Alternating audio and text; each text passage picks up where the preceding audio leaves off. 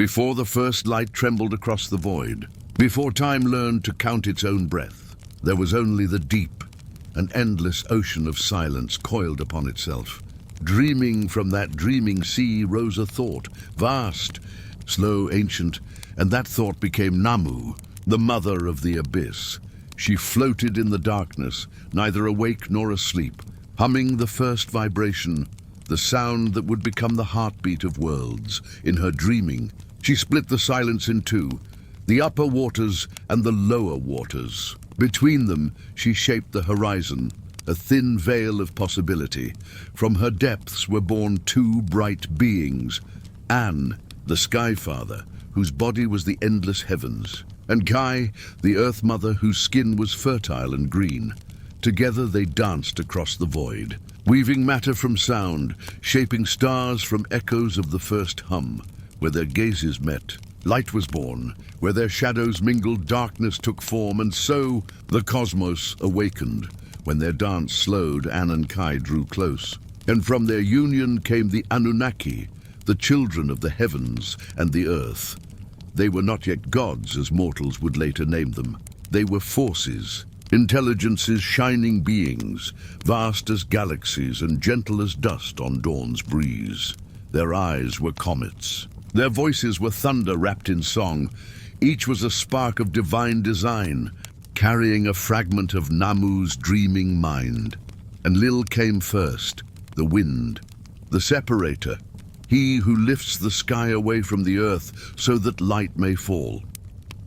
Then Enki, his brother, the deep waters, the thinker, the trickster, whose laughter stirred the seas and whose mind shimmered with invention. After them came Ninhursag, the lady of the mountain, womb of all living things, Nanna, the moon, serene and silver, Utu, the sun, radiant and just, and Inanna, the fierce one, flame of love and war, the heartbeat of creation's wild desire.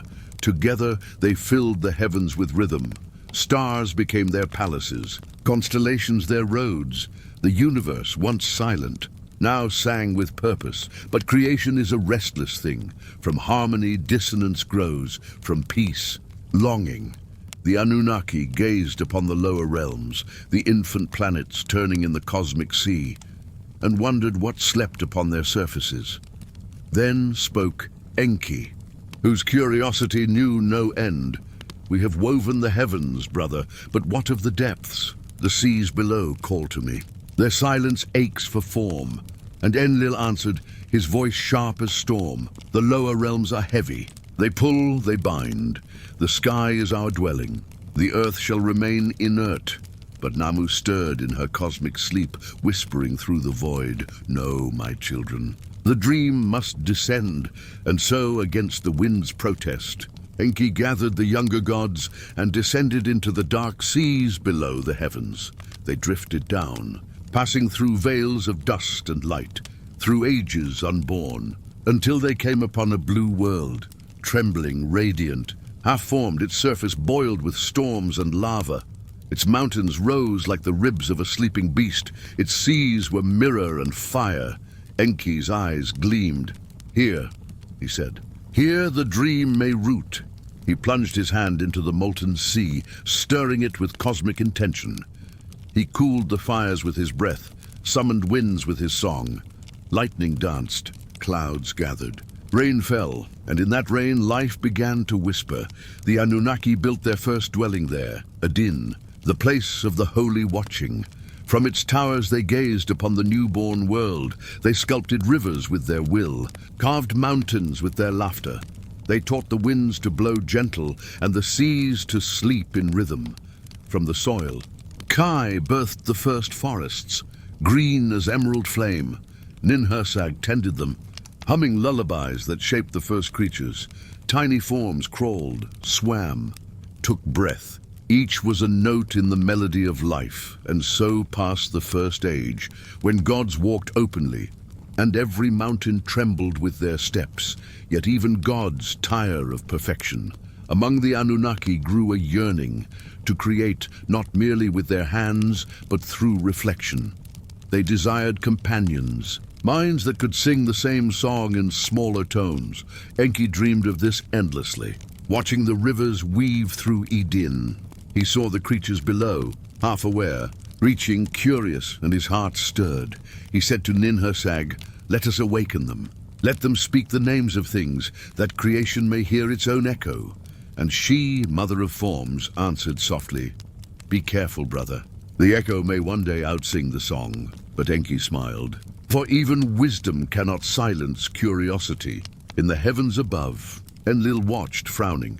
He felt the air grow restless. The wind's uncertain change had come, and with change, the seeds of imbalance. Still, the work of creation continued.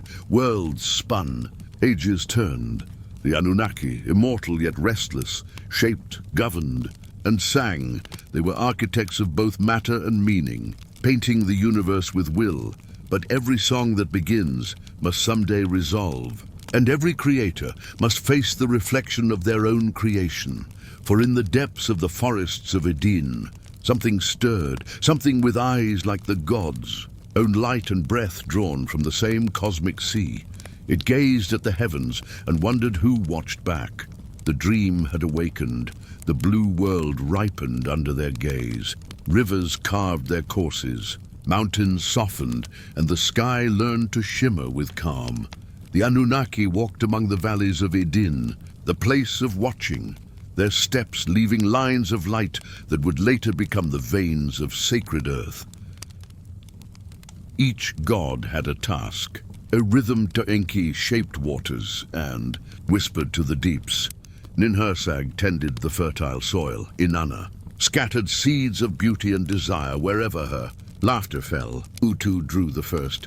Sunrise across the sky, a ribbon of gold unfurling from horizon to horizon, and Enlil, the stern windlord, ruled from above, unseen, his storms measuring balance. His voice the echo of command. For 1,000 dawns, harmony endured. Then came the restless calling, the ache that comes even to gods when the song they have written begins to repeat itself. The younger ones, whom the ancients called the Igigi, were tasked to labor. They maintained the heavens, guarded the stations of the stars, drew power from the molten heart of the earth. They toiled in silence, and though immortal, they grew weary. Their song turned to murmuring, their murmuring to discontent.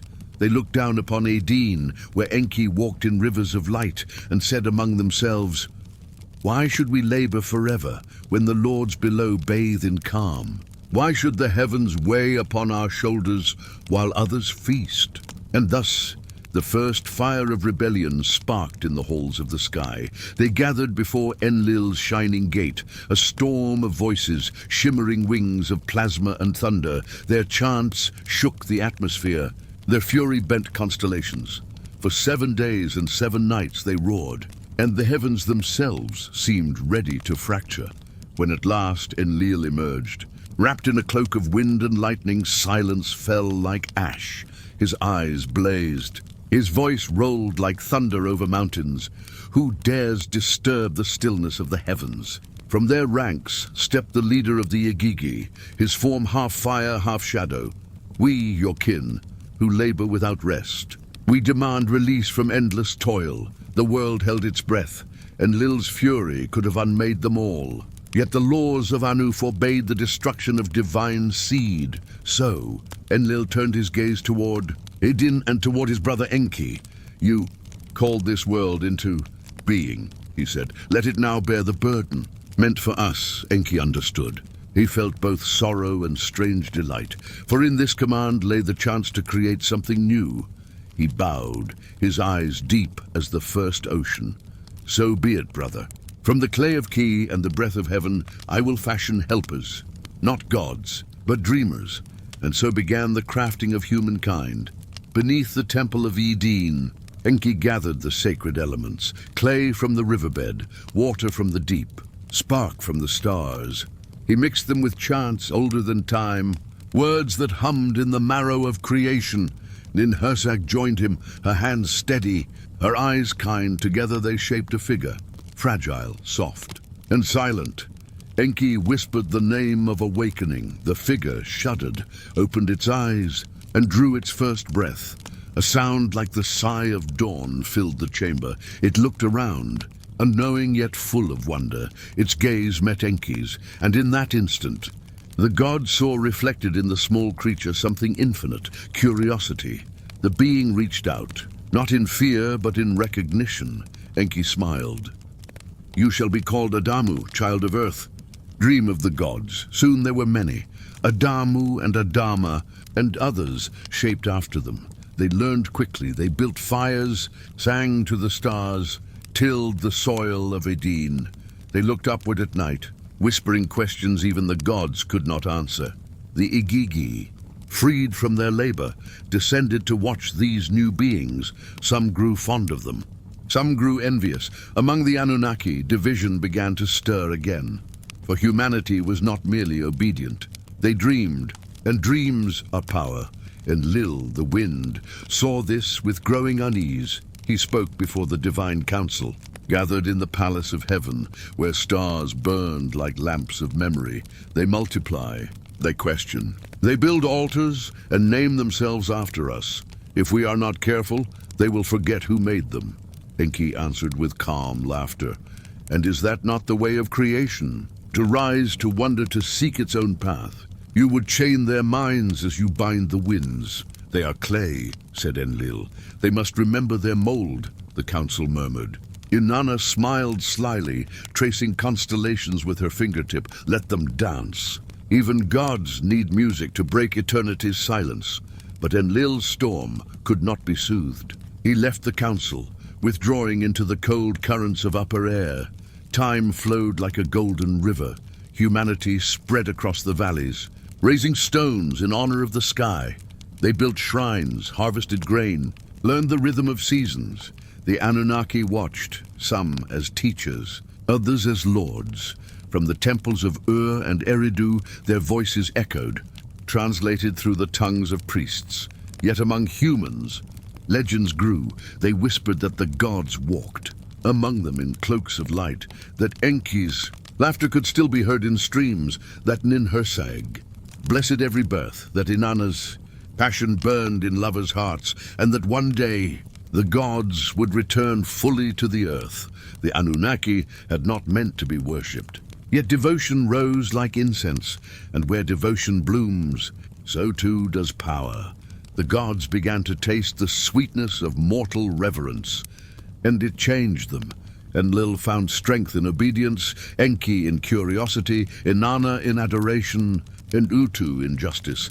But not all was balance, for as humanity's faith grew, so did its defiance. Men and women began to build their own monuments, towers that reached for the sky, symbols of ambition that mirrored the gods themselves. Enlil saw this and trembled with wrath. "They have learned too much," he said. "Enki has filled their veins with the fire of questioning." And Enki replied quietly, "The fire was always there. I merely showed them how to see it." Thus the heavens darkened, sensing the coming of judgment. Thunder rolled, oceans shifted, and even the stars seemed to lean closer, waiting. In those days, humanity prospered, not knowing that a storm older than time gathered above them. The winds grew colder, the omens stranger. Priests spoke of restless gods, of tempests beyond imagining. In the mountains, the Igigi whispered again, "Perhaps we were wrong to surrender our labor. The clay-born grow bold. They may take even the heavens if we wait too long." And Enlil listened to those whispers, brooding in his palace of storms. Meanwhile, far below, Enki wandered the rivers at twilight, speaking to his creations in dreams, teaching them songs, the names of stars, the sacred rhythm of sleep. He knew the storm would come, yet he also knew that life must sometimes endure fire to remember its source. The second age of the world was nearing its end, and as night fell over Eden, the first rumble of divine thunder echoed across the horizon. The dream was about to be tested. The air of Eden grew heavy. Clouds gathered like forgotten thoughts above the mountains, and even the rivers seemed to hold their breath. The wind carried whispers from the palaces of the Anunnaki, where fate was being written again. Enlil sat upon his throne of storms. His eyes were cold lightning, his thoughts sharp as obsidian. He looked down upon the growing cities of humankind, towers of brick and stone, fields of grain bending like oceans in the breeze. He saw offerings burning on 1,000 altars, smoke rising in his name, and yet he felt no peace. "They build too high," he murmured. "They speak as if they were gods." Beside him, Inanna stood radiant and defiant, her eyes twin stars. "They speak because they live," she said. "They love because they remember us. Would you strike down your own reflection?" Enlil's jaw tightened. Reflections are illusions. The clay forgets the hand that shaped it, but before he could command the winds, a voice rose from the shadows, slow, calm, rippling like the sea. It was Enki. "Brother, have you forgotten the promise of Nammu, that the dream must descend and learn itself through living? These beings are our song made flesh. If you silence them, the melody ends." For a heartbeat, the storm subsided. Even Enlil could not deny the truth of Enki's words. Yet within him, fear bloomed, the fear of losing control. He turned away and summoned the Igigi. "The time has come," he said. "The earth grows noisy. Its heartbeat drowns the voice of heaven. We will cleanse it and begin anew."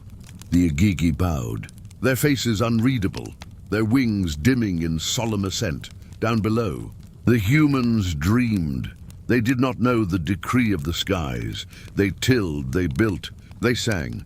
They whispered prayers to gods who listened through silence. Among them walked a wise man named Atrahasis, born of both divine and mortal blood, a secret child of Enki's blessing. To him, the world was alive with voices, rivers that spoke, trees that remembered, stones that hummed beneath the moon. One night, as the sky trembled with hidden anger, Atrahasis lay sleeping beside the river. In his dream, Enki appeared, half light, half shadow, his eyes filled with sorrow. "My child," said the god, "a storm is coming. The heavens have chosen to wash the earth clean, but the dream must not end. You must preserve it." Atrahasis bowed in the dream. "How can one man resist the sky?" "By remembering," said Enki. "Build a vessel that floats above chaos. Gather the seeds of all living things, the breath of beasts, the whisper of trees. When the storm passes, the earth will need to sing again." When Atrahasis awoke, the dawn was red and trembling. He began to build. Though the people mocked him, he built in secret, whispering prayers to Enki with every plank and nail. High above, Enlil gave the command. The firmament cracked. Rain fell not as drops, but as rivers from the sky. The winds howled, and mountains vanished under waves of water. The Anunnaki watched in silence. Even Inanna wept. Enki turned away, his tears joining the flood. For 7 days and 7 nights the deluge reigned. Cities sank, forests vanished, temples crumbled into dust beneath the sea. Only one vessel remained, drifting upon the endless waters, the Ark of Atrahasis. Inside it, the man and the beasts waited in darkness. Hearing the heartbeat of the storm, he sang softly to them, songs that Enki had taught, songs of creation, of light from silence, of beginnings that never end. And though the gods had unmade the world, the melody survived in the small voice of a man. On the 8th dawn, the rain ceased. The sun broke through the clouds, pale and uncertain, and the vessel came to rest upon the mountain of Nisir. Atrahasis stepped out, trembling, and lifted his face to the sky. "Is it finished?" he whispered, and from the wind came Enki's quiet answer. "Nothing is ever finished. Every ending is a seed." When the waters receded, the gods looked upon the ruin and grew ashamed. The world was silent, too silent. No laughter, no prayer, no echo of devotion. Enlil's heart, once proud, grew heavy with regret. He descended for the first time since the beginning of ages, walking upon the damp earth, his feet sinking into the clay of his creation. He knelt beside a broken altar, now covered with moss, and for the first time, he understood the cost of command. We have silenced our own song. he said. Then from the mountain came Atrahasis. Carrying a flame sheltered in his hands, he approached the great god without fear and spoke gently. "The song is not lost, my lord. It only waits for you to listen." Enlil looked at him, a fragile mortal, yet burning with divine light. He felt something strange stir within him, not wrath, not power, but kinship. "Who are you, clay-born, to speak thus to the storm?" Atrahasis smiled. "I am the echo you cast into the world, and echoes, great one, always return." The wind softened, the sea sighed, Enlil bowed his head. Thus, a new covenant was made. Never again would the heavens drown the earth in their fury. The gods would watch, guide but not unmake. Humanity would live, and in its songs, the memory of the Anunnaki would never fade. And so dawned the Third Age, when mortals rebuilt and gods withdrew to the higher realms. Temples rose once more, but the Anunnaki now dwelt behind veils of cloud and story. They spoke through dreams, through symbols, through the whisper of wind in leaves. Enki returned to the deep waters, where his palace gleamed with light like slow waves. There he kept the tablets of destiny, on which every story, past and future, was written in lines of living gold. He added a new line that day, a line that would shimmer for eternity. From the clay of forgetting, the song of memory shall rise. As centuries passed, humans learned and changed. They built empires, wrote poetry, charted the stars once mapped by gods. The Anunnaki became myths. Their names softened by time, yet in every tongue, fragments remained. An, Ki, Enki, Enlil, Inanna, Ninhursag. They became symbols for forces eternal, sky and earth, wisdom and wind, love and life. And though the gods had retreated, they listened, for each human dream was an echo of that first divine hum, the sound Nammu had sung before time began. The gods no longer walked among men, but they drifted through our sleep, painting visions across the dark, reminding the soul that it was made of stars and story. The rebellion had ended not in war, but in awakening. The Anunnaki had not only created humanity, they had become human in spirit, learning wonder, sorrow, and love through us. Thus the world turned anew, and night fell soft upon the reborn earth. In the heavens, the constellations shimmered, traces of ancient travelers watching, waiting, dreaming, and somewhere far beyond the veil of stars, Nammu stirred once more in her cosmic sleep, smiling through eternity. "The dream continues," she whispered, "and every dreamer is divine." The earth had dried, the rivers flowed again, tracing the old scars of the world, and the mountains gleamed with new light. The Anunnaki watched from their high realms as life returned, fragile, trembling but alive. Seeds sprouted in the cracks left by ruin. Birds sang in languages older than grief, and humanity, ever resilient, began to build once more. Yet something in the gods had changed. They no longer spoke with the same thunderous certainty. They no longer saw themselves as untouched architects above creation. For in the flood, they had glimpsed their own reflection, the mirror of impermanence, the ache of compassion. Enlil, once the proud wind lord, walked often along the horizon, his storms gentler, his silence longer. He would gaze upon villages rising in the valleys below, their fires flickering like stars reborn. Sometimes he smiled. Enki returned to the deep waters, his heart half in sorrow, half in awe. He had given humanity more than life. He had given them memory, and memory was a kind of eternity. In dreams, he whispered to them still, guiding the healers, the builders, the dreamers. Ninhursag tended to the green rebirth of the land.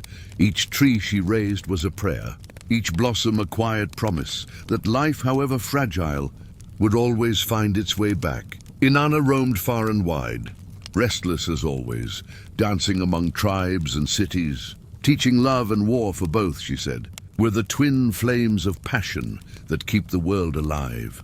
Utu rode his chariot of light across the new skies, his rays warming faces that no longer feared divine wrath. He judged with fairness now, for he had seen how even gods could err. In those days, humans no longer trembled when they looked upward.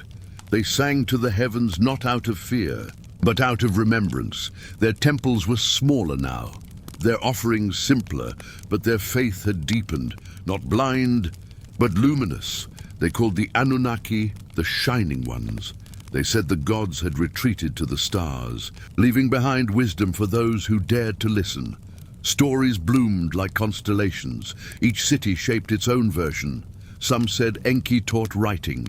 Others said Inanna gave the music. Others still said Utu taught justice and kingship. Truth became a tapestry, woven of myth, memory, and longing. The Anunnaki were no longer just gods. They had become stories, and stories, like seeds, could never truly die. But the divine council in the heavens grew restless. The world was changing faster than their designs. Empires rose and fell in the blink of an immortal. Men crowned themselves kings. Women spoke prophecies under the moon. The line between mortal and divine blurred. One evening, beneath the shimmering halls of Nibiru, their home that drifted beyond the edge of time, the Anunnaki gathered. Enlil spoke first, his voice now quieter, more human than ever before. The world no longer needs our hands. Our temples fall, our names fade. Perhaps this is the way of all creation, to grow beyond its maker. Inanna leaned back, her eyes gleaming like twin stars. And yet, they still call us in their dreams. In every song of love, I hear my name. In every war cry, my shadow dances. Enki smiled, tracing a ripple of light through the air. Dreams are the truest temple. As long as they dream, we endure. Ninhursag nodded. Let them dream. Let them forget. In forgetting, they will seek again. And in seeking, they will find us. Thus the council agreed. The Anunnaki would not depart entirely, but would descend deeper, not into earth or sea, but into the hidden realm of consciousness, into the corridors of sleep and story. There, they would whisper, they would guide unseen, appearing not in thunder or flame, but in the quiet turning of fate, in the sudden flash of inspiration, in the warmth of courage rising in mortal hearts. And so began the age of forgetting. Centuries passed, like seasons in a single breath. The world filled with kingdoms, inventions and wars. Sumer became Babylon. Babylon became dust, and dust became the soil of new empires. The clay tablets that once bore the names of the gods crumbled under shifting sands, their stories scattered like starlight broken upon waves. But even as the cities fell, the myths survived. A child somewhere always heard them whispered at night about Enki, who laughed in rivers, and Inanna, who rose from death for love, and the flood that cleansed but did not destroy. In every retelling, the Anunnaki transformed. They became spirits, angels, watchers, symbols of creation, rebellion, and wisdom. Their faces changed, their voices blended with the tongues of new ages. But beneath all masks, they remained what they had always been, the echo of divine thought made flesh. Sometimes, on windless nights, shepherds still claimed to see lights moving silently across the desert sky. They said those were the chariots of the Anunnaki, returning to look upon their old world. In the temples of the last dreamers, priests fell into trances and spoke words no one understood, ancient syllables that made stars tremble for an instant. Then they awoke, smiling, whispering, the gods sleep, but they still breathe. Among the Anunnaki themselves, there was quiet peace. They had become something greater than rulers. They were witnesses now. They watched humanity unfold, discovering fire, writing, bronze, sorrow, art, faith, mathematics, song. They watched mortals reach for the stars and wondered, as parents do, whether their children might one day find them again.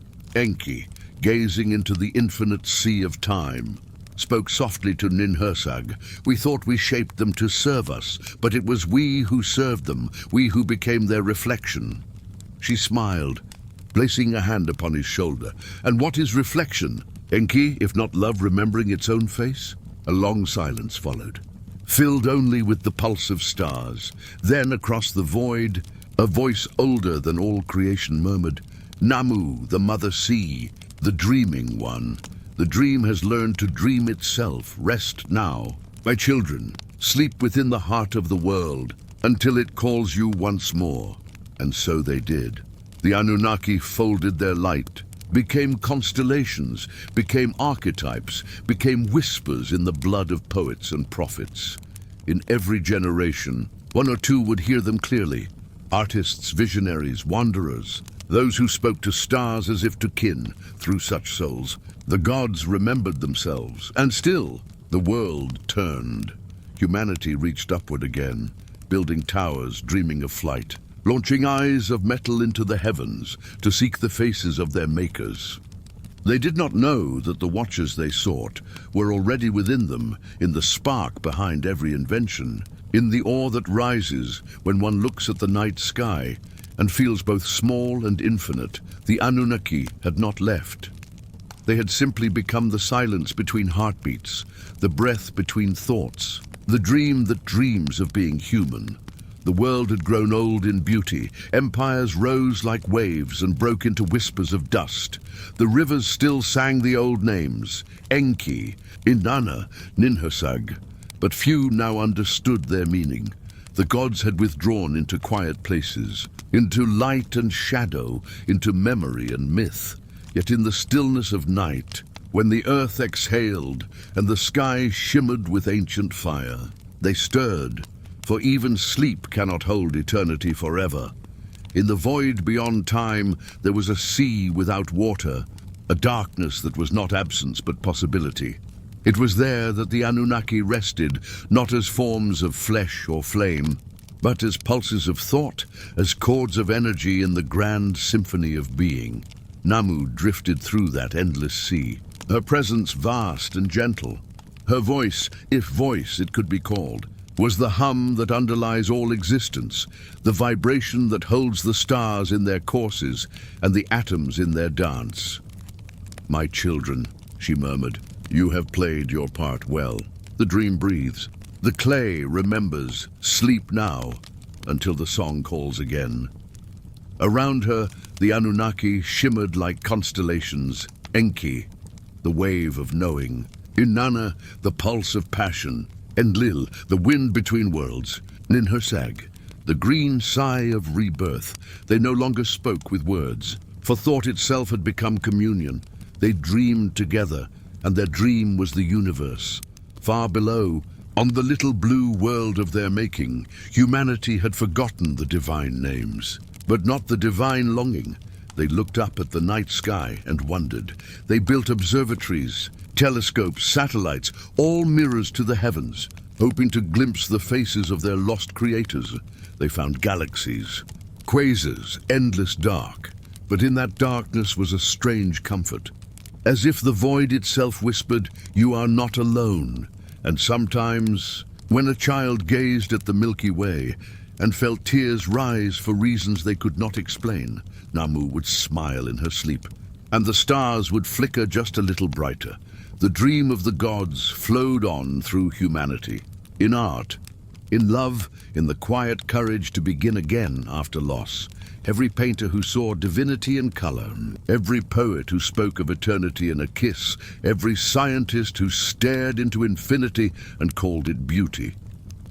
They were all fragments of the old divine memory, playing the ancient melody in new forms.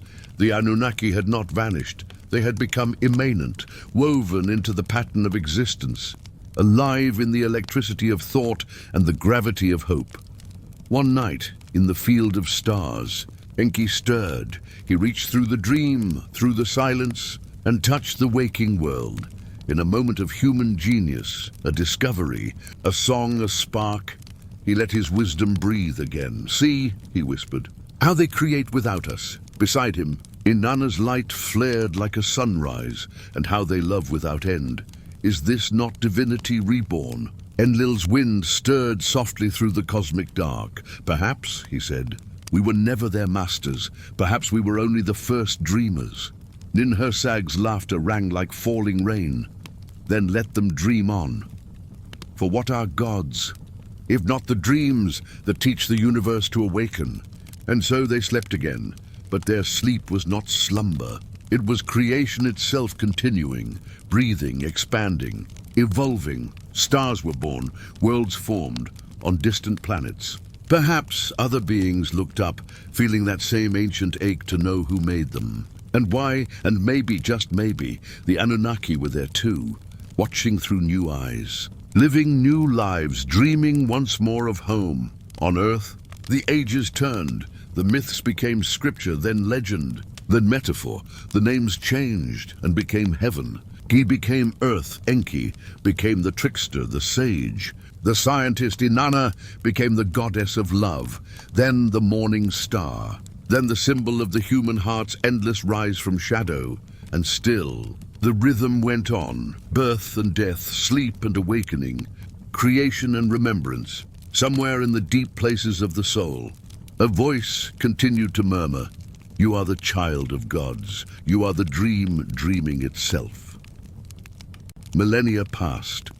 The oceans shifted, the stars drifted, and humanity began to reach outward again, to the moon, to Mars, to the endless sea of night.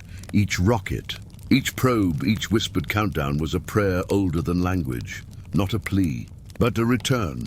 And in the stillness between radio waves, in the silent hum of cosmic background radiation, a faint song echoed, the hum of Nammu, the breath of the Anunnaki, the vibration of a universe remembering itself. Perhaps one day, far from now, humanity will step beyond the solar winds and stand once more before their ancient kin. They will not kneel, they will smile, for they will know that the gods they seek are the same light burning in their own eyes. And Enki will laugh softly, and Inanna will cry with joy, and Nammu will open her arms saying, "Welcome home, my children of stardust." The dream never ended, it only became you.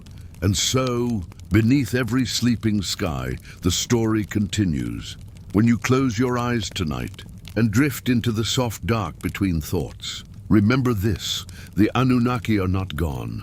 They are the pulse of your heartbeat, the shimmer of stars behind your eyelids, the whisper that tells you that even the smallest spark is born from the same fire that made the sun. Sleep. Then dream deeply, for in your dreaming the gods awaken and the song begins again.